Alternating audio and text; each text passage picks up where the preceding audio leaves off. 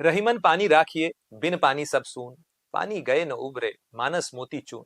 रहीम का ये दोहा हो सकता है आपने कॉलेज में, स्कूल में, किताबों में पढ़ा हो, बातचीत में इस्तेमाल किया हो। पानी को लेकर ये जिंदगी की अहमियत बताता है, जिंदगी में पानी की अहमियत बताता है, क्योंकि जल ही जीवन है। और आज स्वास्थ्य मंथन में बात करेंगे पानी पर ही।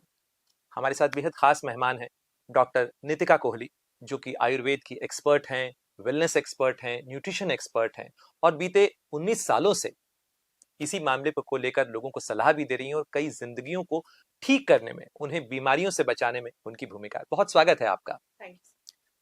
हम पानी पर बात करें, कहाँ से शुरू करें? क्योंकि जीवन का आधार ही पानी है। आपके हमारे शरीर का 70%, धरती का 70% पानी है। लेकिन पानी को लेकर अगर डॉक्टर नितिका कोहली को कोई सलाह देनी हो लोगों को, तो क्या सलाह दें? सबसे पहली सलाह ये दूंगी कि पहले सबसे पहला जो एक भ्रम है लोगों के दिमाग में कि हमें स्पेसिफिक लीटर पानी पीना है या हमें एक अपना टारगेट पूरा करना है। वो भाग दौड़ की ज़िंदगी में वो टारगेट पूरे करने का भी एक स्ट्रेस रहता है कि इतना लीटर पानी तो आज पी ही लेंगे। तो आयुर्वेद में ऐसा क्लियर शब्दों में लिखा गया है, सूत्र में हमें बताया गया है कि पानी तभी पीना चाहिए जब आपको प्यास लगती है। और आपको प्यास, कई लोग बोल देंगे कि हमें तो प्यास ही नहीं लगती है तो क्या हम पानी ही ना पिएं? ऐसा नहीं होता है। आपको अपनी जो प्यास लगने की जो एक फीलिंग है या जो अर्ज है, अगर आप अपने उस अर्ज पे ध्यान देंगे, बॉडी की जो एक नीड है उस पे ध्यान देंगे, तो आपको पता चलेगा कि आपको पानी कब पीना है। एक्चुअली आपको अपनी बॉडी के साथ थोड़ा कनेक्टेड रहना है, and then if you manage your water intake, वो आपके लिए फ़ायदा करेगा।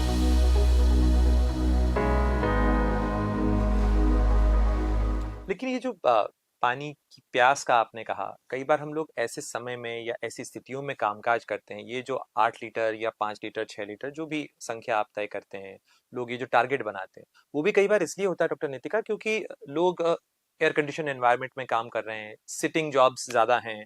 तो ऐसे में उन्हें ऐसा लगता है कि पता नहीं प्यास लगी नहीं बली लगी, मुझे पता नहीं है, so therefore I should keep my body hydrated. क्या आपको लगता है ये मिथ है, या इसमें बदली हुई जिंदगी के अनुसार कुछ बदलाव करने की तो जरूरत है? बिल्कुल बदलाव। At the end of the day you have to look out for the science. आपको साइंस देखने हैं। सो अगर आप कभी नोटिस किया होगा, आपने कभी लंबी फ्लाइट ली होगी तो आपकी स्किन बहुत ड्राई हो जाती है। तो स्किन ड्राई हो रही है, that is also a sign. And if you clearly listen, आप अपना ध्यान दें या अपने आप को ऑब्जर्व करें, तो प्यास लग रही होती है, लोग ध्यान नहीं देते हैं। अगर आप अल्कोहल कंज्यूम कर रहे हैं, कहीं पार्टी में गए हैं, तो अल्कोहल के बाद भी आपकी बॉडी में ड्राइंग इफेक्ट आता है, तो आपको पानी का कंटेंट तब ज़्यादा इनटेक रहेगा। मैं अपना एग्जांपल देती हूँ आपको। मैं बहुत ट्रैवल करती हूँ अपने पेशेंट्स से मिलने के लिए।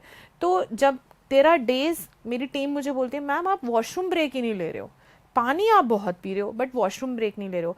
बिकॉज मैं बहुत लंबी फ्लाइट करके गई हूँ, ठीक है, I am sitting constantly, but मेरा क्योंकि मैं कंटिन्यूसली बोल रही हूँ पेशेंट्स के साथ, मेरा वाटर जो इनटेक है वो बहुत हाई है। इररिस्पेक्टिव मैं एसी में बैठी हूँ या मैं नॉर्मल फैन के नीचे बैठी हूँ, मेरा वाटर कंटेंट ऑटोमेटिकली हाई रहता है, बट आउटपुट उसमें कम है क्योंकि मेरी बॉडी को वाटर की ज़रूरत है। It's being absorbed in the body. So अगर आप इतनी ध्यान से, कौन देख रहा है आजकल इतनी भाग दौड़ में? हम इस सेक्टर में हैं तो हम थोड़ा सोचते हैं और देखते हैं, बट एक्चुअली में अगर आप ऑब्जर्व करोगे तो आपके एनवायरनमेंट के अकॉर्डिंग बॉडी भी आपको साइंस दे रही है। तो ऑफ पानी कोर्स नुकसान कर सकता है? Yes, yes definitely. सो हर चीज़ जो है, हम पंच महाभूत की आयुर्वेद में बात करते हैं कि जो हमारे दोष भी हैं जिससे हमारी बॉडी बनी है, आप बने, हम बने, वात पित्त कफ, वो भी पंच महाभूतों से ही दोष बने, और दोषों से हमारी बॉडी में हर चीज़, जितना भी हमारे बॉडी में जितने भी कर्म हो रहे हैं वो सब उसी से डिपेंडेंट है। बट अगर हम पंच महाभूतों की बात करें तो वाटर की जब हम बात करते हैं, जल महाभूत की जब हम बात करते हैं, तो उसका जो महाभूत है वो पृथ्वी है एक, ठीक है, और एक वाटर है, ठीक है। सो ये जो दोनों चीज़ें ये बहुत हैवी हैं, एंड इसका जो इफेक्ट आपकी बॉडी में रहता है वो हैवीनेस, गुरुता रहती है। तो अगर आप ऑलरेडी किसी ऐसी डिजीज से सफ़र कर रहे हैं जहाँ पर आपकी बॉडी में गुरुता कम करनी है, तो आपको वाटर नुकसान कर सकता है। आप किस समय पे, दिन के किस काल में कितना पानी पीते हैं? पूरा दिन पानी नहीं पिया बट रात को बहुत पानी पी रहे हैं अपना इनटेक पूरा करने के लिए। थोड़ा आसान भाषा में समझाइए इस चीज को, कि कौन सी जैसे बीमारियां, अगर कोई किडनी व्यक्ति। डिसऑर्डर्स, अच्छा। किडनी डिसऑर्डर्स में आज सबको पता है कि एक लिमिटेड अमाउंट ऑफ वाटर बताया जाता है, आप इतना ही पी सकते हैं क्रॉनिक किडनी डिसऑर्डर्स में। उसमें आपका चाय का पानी भी आता है, दाल का पानी भी आता है, सब कुछ इनटेक करके पेशेंट को कहा जाता है इतना ही पानी पीजिए, ठीक है। So chronic kidney disorders, then cardiac issues, and Ayurveda ऐसा मानता है कि ऐसा लिखा गया है कि पानी अगर गलत समय पे ज़्यादा क्वांटिटी में पिया गया तो आपको कार्डियक इश्यूज हो भी सकते हैं और किडनी इश्यूज हो भी सकते हैं। जहाँ हम ऐसा सोचते हैं कि सिर्फ वाटर डिटॉक्स करने के लिए, अपनी किडनीज को फ्लश आउट करने के लिए आपको पानी पीना चाहिए, आयुर्वेद ऐसा मानता है कि अगर आप गलत टाइम पे और गलत क्वांटिटी में पानी पी रहे हैं या गलत तरीके से पानी पी रहे हैं, आपको एक्चुअली में कार्डियक और किडनी डिसऑर्डर्स हो सकते हैं। तो पानी पीने का भी क्या कोई सही समय होता है? बिल्कुल, कौन एक सा तो समय? यही समय सबसे सही है जब प्यास लगे। दूसरा, आपको जैसे लोग, सबसे बड़ा अगेन एक मिथ है कि उठते ही पानी पीना चाहिए। बहुत सारे लोग करते हैं। बिल्कुल, कुछ लोगों को ये फायदा भी करता है, बट अगेन क्योंकि आयुर्वेद सबको इंडिविजुअली देखता है, कस्टमाइज्ड ट्रीटमेंट दिया जाता है हर किसी को, तो हर इंसान की रिक्वायरमेंट अलग हो सकती है। सेम टाइम पे मैं पानी पीऊँ अलग असर करेगा, आप पियेंगे अलग असर करेगा। सो सुबह का जो काल होता है 6 से 10 बजे का जो टाइम होता है वो कफ काल होता है। तो कफ, अगर लेमन भाषा में बोलूँ तो एवरीथिंग विच इज़ फ्लूइड या जो भी ग्लूई चीज़ें होती हैं, भारी चीज़ें होती हैं, कफ को आप उससे रिलेट कर लीजिए। उस समय में अगर आप उठते ही पानी पीते हैं और बहुत अनलिमिटेड क्वांटिटी में एक डिटॉक्स करने के उससे करते हैं तो वो नुकसान कर सकता है, ठीक है। बट कुछ लोगों के लिए जो जिनको उस समय पे गुरुता की ज़रूरत है या वो हैवीनेस की ज़रूरत है, अगर वो पानी पीते हैं तो उनको फ़ायदा लाभ करेगा। तो सबके लिए इंस्ट्रक्शन अलग हो सकती है, एक बेसिक इंस्ट्रक्शन नहीं है, बट सिर्फ इतना ध्यान रखना है कि जब प्यास लगे तभी ही पानी पीना है, ये और सबसे वो कौन से इम्पोर्टेंट है। लक्षण होते हैं जिनसे आप, हम ये, या कोई व्यक्ति, जो आप तो जानकार हैं लेकिन जो व्यक्ति नहीं जानता है, वो ये पहचान कर सके, एक तरीके से सेल्फ टेस्ट कर सके कि भाई ये पानी मुझे नुकसान कर रहा है? कौन से वो लक्षण होने चाहिए? क्योंकि कई बार हम ये मानते हैं कि पानी क्या नुकसान करेगा, बाकी सारी चीजें नुकसान कर सकती हैं, पानी नुकसान नहीं कर सकता।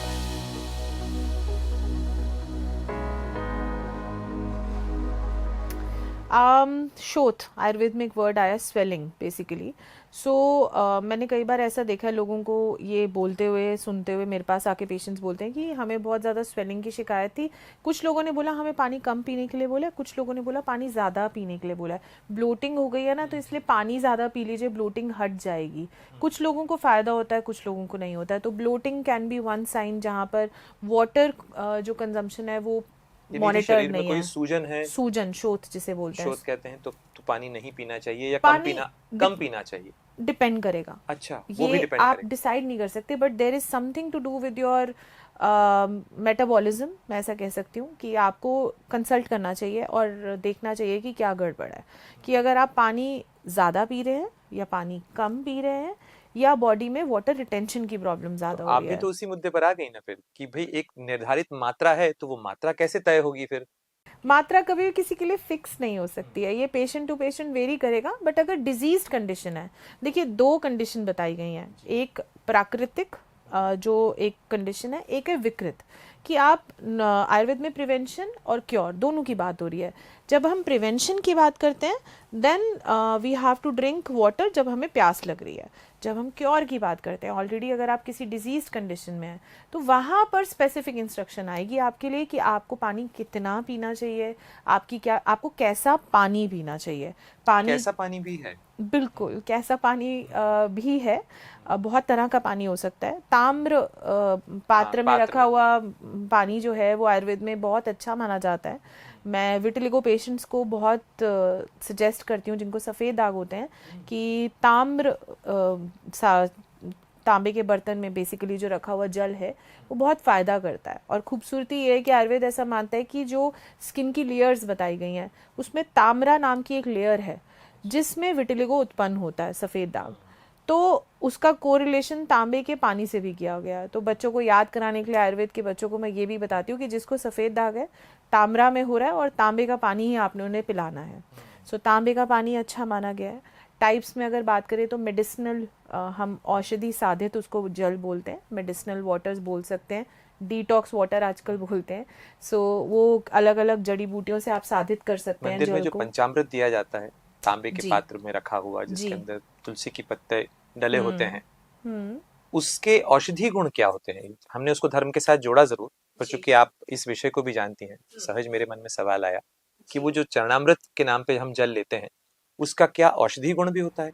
बिल्कुल, देखिए अभी आयुर्वेद में बहुत तेज़ी से रिसर्च हो रही है पंचगव्य पे, ठीक है, घी पे, जितना भी हमें जो भी प्रोडक्ट्स हैं उस पे बहुत तेज़ी से रिसर्च हो रही है कि पंचगव्य जो है कैंसर में ट्रीटमेंट पे बहुत अच्छा काम करता है। जब हम अब सिर्फ एक पंचामृत की बात करते हैं तो बेसिकली ये बॉडी को तर्पण का काम करता है। वाटर का भी जो मेन कर्म है वो तर्पण कर्म है, कि हमारी बॉडी को जो है वो इंग्लिश का अगर मैं वर्ड यूज़ करूँ तो रिप्लेनिश कर सकते हैं, या तर्पण बेसिकली बॉडी को पूरी तरह से जो भी रिक्वायरमेंट है उसको वहाँ तक पहुँचाता है। एक अच्छा कैरियर बोल सकते हो आप। तर्पण मुझे लगता है कि पंचामृत का सबसे इम्पोर्टेंट वर्क हो सकता है।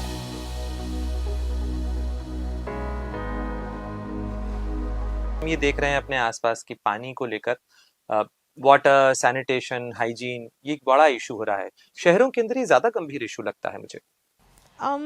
दोनों तरफ ही है, मुझे ऐसा लगता है, ऐसा नहीं है।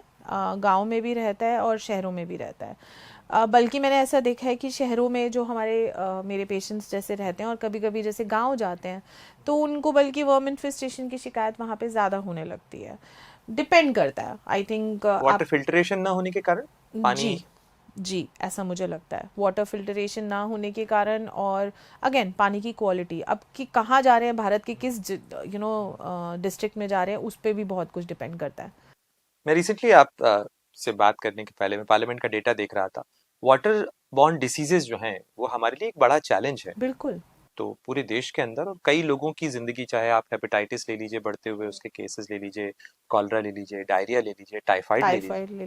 तो ये बहुत तेजी से बढ़ रहे हैं। और बिल्कुल। इसके जो केसेस हैं, और वो जैसा आपने कहा कि पानी को लेकर अगर साज संभाल नहीं है, सुविधाएं नहीं है वैसी, या एक्सेस बिल्कुल। टू सेफ ड्रिंकिंग वाटर नहीं है, तो वो लोगों के लिए ज्यादा कॉम्प्लिकेशन बढ़ा रहे हैं। बिल्कुल, बिल्कुल, श्योर। मैं विटिलिगो की मैं बार बार बात करती हूँ क्योंकि मैं एक्सपर्ट हूँ विटिलिगो की। तो मेरे पास ऐसे एक एरिया से एक पेशेंट आते थे बहुत साल पहले, एंड दैट चाइल्ड वो सफ़र कर रहा था कृमि वर्म्स। तो उसको ट्रीट करते करते कृमि की वजह से मुझे बहुत बार उसके ट्रीटमेंट में मुश्किलें आई, आज से करीबन 10 साल पहले। एंड जब मैंने अपना ही डेटा उठा के देखा तो उस एरिया के जितने भी पेशेंट्स आ रहे थे सब में पैरासाइट और वर्म इन्फेस्टेशन के केसेस पॉजिटिव थे। अब मुझे पता है इतने साल बाद कि अगर फलानी जगह से अगर वो पेशेंट आ रहे हैं, धौलपुर राजस्थान का था वो पेशेंट, कि अगर वहाँ से कोई आ रहा है तो मुझे पता है कि वाटर बॉर्न एक ऐसा एस्पेक्ट है जिसको मुझे कंसिडर करना ही करना है। तो कुछ एरियाज में ये प्रॉब्लम बहुत तो ज़्यादा खासतौर पर वो जोग्राफिकल एरियाज जहाँ वाटर स्केर्स है, जहाँ पानी है। जी। अपेक्षाकृत कम है, यस। तो रुका हुआ पानी ज्यादा होगा, उसमें यस। कृमि ज्यादा बन जी। सकते हैं। बिल्कुल।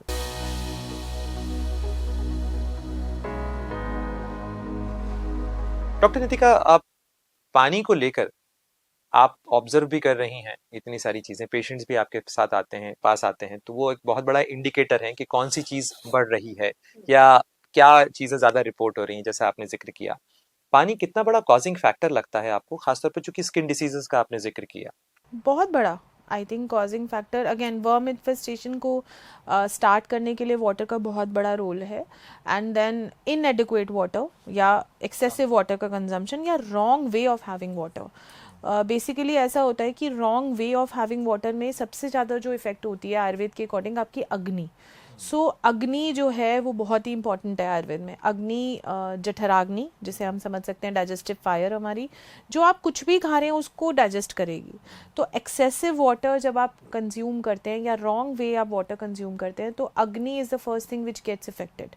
तो स्किन डिसऑर्डर्स, ऐसा आयुर्वेद में बोला है कि कोई ऐसी डिजीज़ नहीं है जो मंद अग्नि से स्टार्ट ना होती हो। मंद अग्नि हमें हर डिजीज़ में मिलेगी ही मिलेगी। तो मंदाग्नि का एक बहुत बड़ा रीज़न वाटर का गलत यूजेज भी है। लेकिन आबादी के इस दबाव के अंदर क्या हम अपने पानी पर उतना ध्यान दे रहे हैं जितना देना चाहिए, आपको लगता है? आई थिंक लोग इसके प्रति जागरूक हो रहे हैं, कर रहे हैं, एफर्ट्स कर रहे हैं। ऐसी चीज़ें पूछते भी हैं मुझसे तो पेशेंट्स आके कि हमें कैसा पानी पीना है और हम क्या ऐसा कर सकते हैं जिससे हमारे पानी की क्वालिटी अच्छी हो जाए। जो लोग इस पे ध्यान दे रहे हैं वो ऑनेस्टली दे भी रहे हैं, बट क्योंकि हेल्थ को लेके आजकल बहुत कुछ ध्यान देने के लिए हो गया है तो कई बार मुझे लगता है कि लोगों से छूट भी जाता होगा। बट मैं ऐसा मानती हूँ कि 70 से 80% लोग जो हैं इस पे ध्यान दे रहे हैं।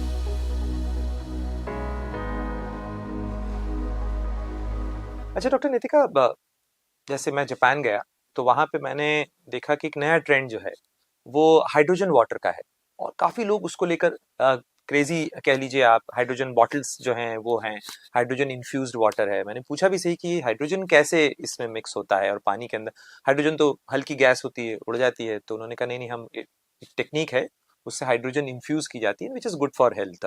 क्या ये सही है? बिल्कुल, ये आई थिंक इंडिया से बाहर तो ये बहुत अभी प्रचलित है, बट इंडिया में भी लोगों को इसके बारे में पता चल रहा है। They are also getting aware of it, and yes, इसके बहुत से हेल्थ बेनिफिट्स भी हैं। तो आई थिंक कि अगर यहाँ पर भी इसे सही तरीके तक लोगों तक प्रचार किया जाए तो लोग भी इसका बेनिफिट इसको हो सकता है लोगों जैसे हेल्थ बेनिफिट क्या? देखिए, एंटीऑक्सीडेंट्स बेसिकली, हम्म। हम ये वर्ड बहुत सुनते हैं, हाँ, एंटीऑक्सीडेंट्स। तो बेसिकली होता क्या ट्रेंडिंग है? वर्ड है ये। यस, जैसे एप्पल को कभी आपने रखा हो बाहर तो उसके ऊपर जो एक कालापन आ जाता है, हाँ, that that that Apple is में, पेयर बेसिकली, में, या सो बाकी। That is basically oxidation. Hmm. So anything which prevents the oxidation, आपकी अगर बॉडी ऑर्गन्स पे भी अगर ऑक्सीडेशन होता है, ऑक्सीडेटिव स्ट्रेस बेसिकली उसे बोलते हैं, बहुत से डिजीजेस इसकी वजह से हो रही होती हैं। तो ऐसा कुछ भी जो इस ऑक्सीडेटिव स्ट्रेस को काउंटर करता है is known as antioxidant. So antioxidants provide करता है ये जो हाइड्रोजन रिच वाटर है, आपके मेटाबॉलिज्म को अच्छा करता है, आपका जो पचाने की, खाना पचाने की जो शक्ति क्षमता है बॉडी में, उसको अच्छा करता है। यानी स्ट्रेस के कारण जो आपके ऑक्सीडेंट्स बढ़ते हैं, या जी, आपकी लाइफस्टाइल इश्यूज के कारण जो टॉक्सिन्स बढ़ते हैं, बिल्कुल। उनको फ्लश आउट करने में ये पानी आपकी यस, मदद कर सकता है। बिल्कुल, उसको न्यूट्रलाइज करने में न्यूट्रलाइज बेसिकली कर। उसको हेल्प कर सकता है।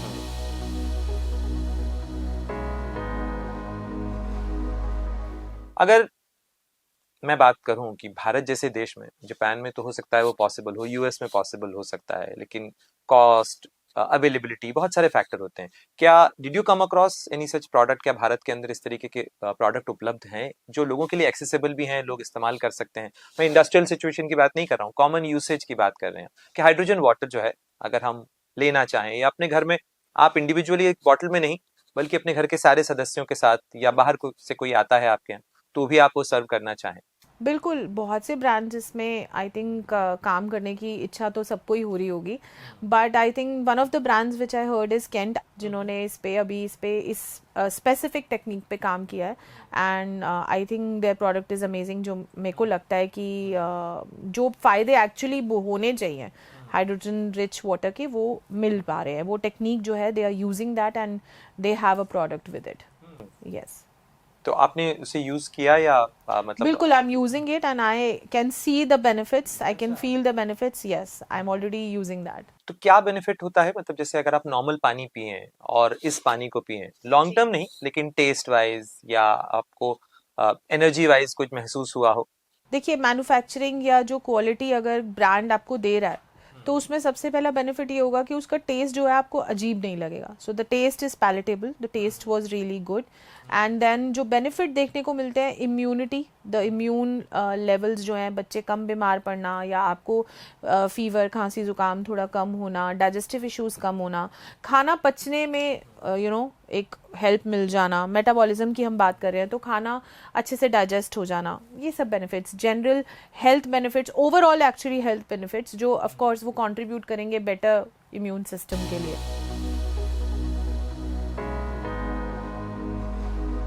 वैसे नॉर्मली मतलब पानी के अंदर कितना हाइड्रोजन कंपोनेंट होना चाहिए, या पीएच कंपोनेंट जिसे माना जाता हो, क्या ये पानी का पीएच भी चेंज करता है? बिल्कुल, एग्जैक्टली। सो पीएच जो है वो नॉर्मल जो न्यूट्रल होता है वो सबको 7। पता है, राइट? तो जितना पीएच बढ़ता जाता है वो अल्कलाइन की तरफ जाता जाता है। तो जो अल्कलाइन वाटर है वो उसका पीएच हायर साइड पे होता है, बट हायर भी इतना होना चाहिए कि आपकी बॉडी के लिए वो सही रहे, एकदम बहुत हाई भी नहीं होना चाहिए। उसको मॉनिटर, वो जो टेक्निक है एक्चुअली वो यही डिसाइड करेगी कि एक ऑप्टिमम ऑप्टिमम जो हम बोलते हैं, या बैलेंस जो बोलते हैं, पीएच रहेगा उसका, कि वो बॉडी के लिए फायदा करे, नुकसान ना नुकसान ना करे। करे। जी,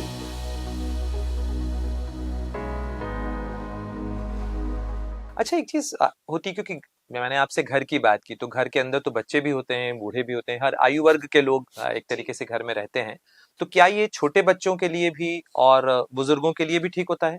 बिल्कुल, देखिए दोनों ही वर्गों में आई थिंक बुजुर्गों के लिए ज़्यादा फ़ायदा करता है, बट बच्चों के लिए भी पानी की यूजेज जो है, जब तक बच्चा अगर लैक्टेटिंग मदर है, मदर की फीड पे, तब तो उसे पानी भी नहीं देते हैं, बट जब हम पानी स्टार्ट करते हैं तो बच्चों के लिए भी फ़ायदा करेगा और बड़ों के लिए भी।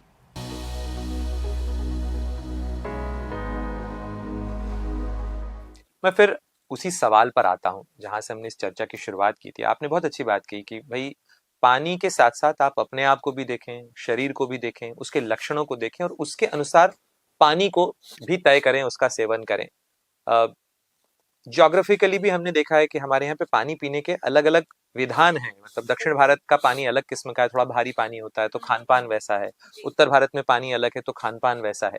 लेकिन अगर आपको पानी को लेकर एक लार्जली जनरलाइज सलाह देनी हो कि भाई पानी के बारे में इन चीजों को ध्यान रख के व्यक्ति को पानी का सेवन बढ़ाना या घटाना चाहिए, ऋतु के अनुसार भी पानी का सेवन घटाया बढ़ाया जाना चाहिए, तो आप क्या कहेंगे?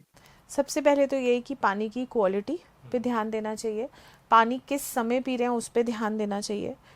जैसे खाना खाने से तुरंत पहले नहीं पीना चाहिए, खाने के तुरंत बाद नहीं पीना चाहिए। आयुर्वेद ऐसा मानता है कि खाने के साथ सिप सिप करके पानी पी सकते हैं अगर आपको ज़रूरत लगे तो, वरना पानी एकदम पहले और एकदम बाद तो नहीं पीना चाहिए।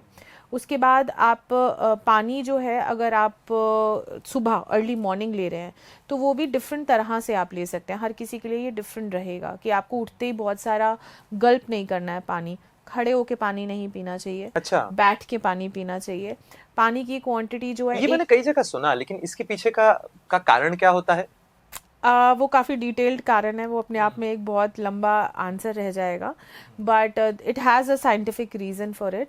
एंड जॉइंट डिसऑर्डर सबसे ज़्यादा हम उसमें देखते हैं जब हम पानी जो है खड़े होके पीते हैं तो। एग्जैक्टली तो पानी बैठ के पीना चाहिए। कंजम्पशन जो है, टाइमिंग्स जो है, उसका ध्यान रखना चाहिए और किस तरह से पी रहे हैं पानी, ठीक है। गल्प नहीं करना है, धीरे धीरे सिप सिप करके जब आप पानी पीते हैं वो आपको फायदा करता है। कभी कभी आपके लिए क्या छोटे घूंट से पानी पीने से जी जो एयर है पानी के साथ वो कम जाती है? बिल्कुल राइट। और साथ में जो मेडिकेटेड वाटर है, कभी कभी आपको सिर्फ पानी भी नहीं पीना होता, मेडिकेटेड या सिंपली बॉयल करके ठंडा किया हुआ पानी, वो बहुत लघु हो जाता है आपकी बॉडी के लिए, तो वो भी मतलब सूक्ष्म जो उसकी रीच है वो बहुत बढ़ जाती है बॉडी में। सो इवन इफ़ यू मान लीजिए हाइड्रोजन पानी भी आप पी रहे हैं, अगर आप उसे बॉयल करके ठंडा करके भी पी लेंगे तो उसके बेनिफिट और ज़्यादा बढ़ जाएंगे। जी, जनरली पानी को उबाला इसलिए जाता है कि उसके अंदर कंटामिनेशन अगर कोई है तो वो किल हो जाए, या हेवी मेटल्स अगर हैं तो वो नीचे सेटल हो जाए। बट आयुर्वेद में उसकी किसी भी संस्कार की, चाहे हम उसे बॉयल करें, रोस्ट करें, किसी भी चीज़ को संस्कार करने से उसके गुण बदल जाते हैं। सो ये एक सिर्फ कंटामिनेशन के लिए नहीं है, आपको उसको लघु करने के लिए भी अगर अच्छा। आप बॉयल करके एक हिस्सा मान लीजिए 1/4 करते हैं, हाफ करते हैं, तो वो लघु हो जाता है आपके लिए। अच्छा जी, लघु का मतलब है कि वो ज्यादा सुपाच्य हो जाता है शरीर के लिए। बिल्कुल। बहुत अच्छा लगा आपसे ये तमाम जानकारियां हासिल करके, और मुझे लगता है कि दर्शकों के लिए भी ये बहुत रोचक जानकारियां होंगी कि पानी जिसे हम ये मानते हैं कि वो जिंदगी का हिस्सा है, पानी के साथ भी ये ध्यान रखने की जरूरत है कि पानी कब पीना चाहिए, कैसे पीना चाहिए, कौन सा पानी पीना चाहिए, और पानी को लेकर जो बदलती हुई तकनीक है उसमें क्या बदल रहा है, जो हाइड्रोजन वाटर है उसकी खूबियां क्या हैं, बेहतरियां क्या हैं, वो सारी चीजें आपने जानी। बहुत बहुत शुक्रिया आपका हमारे स्टूडियो में आने के लिए, ये सारी चीजें बताने के लिए। Thank you so much. अगर आप ये वीडियो YouTube पर देख रहे हैं तो हमारे चैनल को सब्सक्राइब कर बेल आइकन दबाएं, और Facebook पर देख रहे हैं तो हमारे पेज को लाइक करें। 8 मिलियन प्लस सब्सक्राइबर, आपके इस भरोसे के लिए बहुत धन्यवाद।